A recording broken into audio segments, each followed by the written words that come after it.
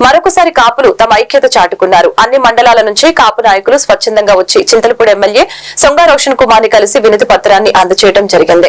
Chintalapudi AMC కాపులకు కేటాయించాలని ఏకాభిప్రాయంతో తీర్మానం చేసి దానిని ఎమ్మెల్యేకి అందజేశారు. ఎన్నికల ముందు జనసేన ఆధ్వర్యంలో జరిగిన కార్యక్రమంలో ఏఎంసీ జనసేనకు ఇవ్వాలని డిమాండ్ ఇప్పుడు తెర మీదకు వచ్చింది. ఆశావాహులు చాలా మంది ఉన్నప్పటికీ ఏఎంసీ మాత్రం అన్ని రకాలుగా అర్హత ఉన్న నాయకులు జనసేన మండల పార్టీ ప్రెసిడెంట్ చిద్రాల మధుబాబుకి ఇవ్వాలని కాపు జేఏసీ కోరటం జరిగింది. ఏదేమైనా ఏఎంసీ జనరల్ లీడర్ మధుకి వస్తుందని జనసేన కార్యకర్తలు కాపు నాయకులు భావిస్తూ ఉన్నారు. దీనికి ఎమ్మెల్యే కూడా సానుకూలంగా స్పందించారు.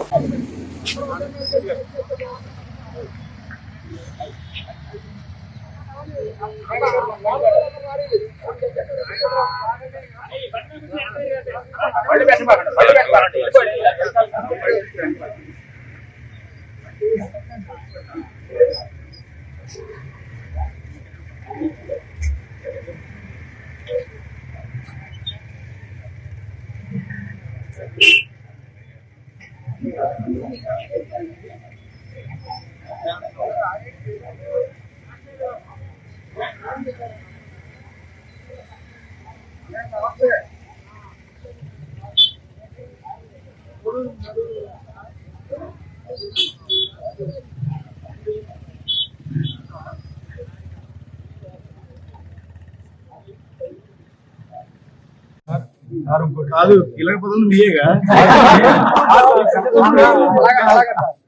మా చంద్రపూడి కాన్స్టిట్యూన్సీలో 55,000 నుంచి 60,000 ఓట్లు.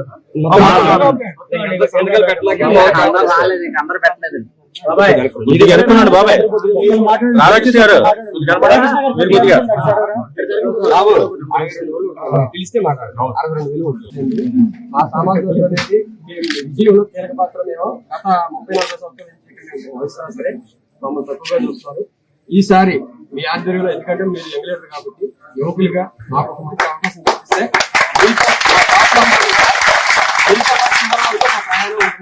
దాంతోపాటు కాపాడుతారు మీరు మాలో మా గురించి ఆలోచిస్తారని ధర్మాన్ని పరిగణిస్తున్నారు. యువకులకి ఇవ్వండి అని మా కోరిక. మీ అందరూ అలా పెట్టండి.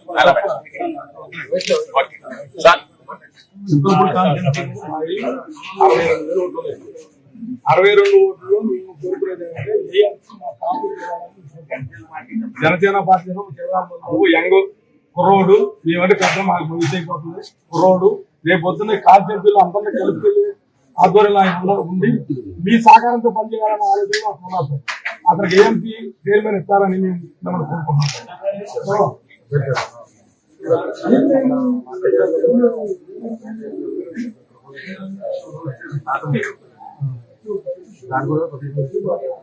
మీ అందరూ ఏకైక్యంగా వచ్చాము. మీ ఆ పని పూర్తి చేస్తారు. మాకు అదే కావాలి.